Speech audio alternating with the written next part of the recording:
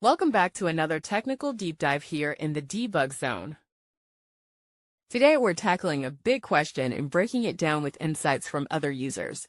Hopefully this clears up some misconceptions and helps you get the answer you need. So buckle up, stay a little curious, and let's jump right in.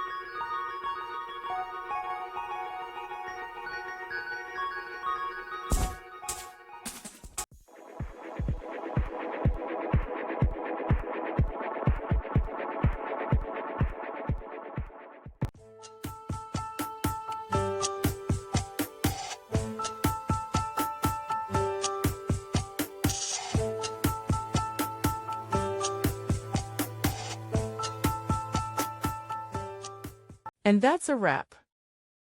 I hope you found the answer you were looking for. If you did, take a second to hit that subscribe button. It really helps out. And let me know in the comments which solution worked best for you. See you next time in the debug zone.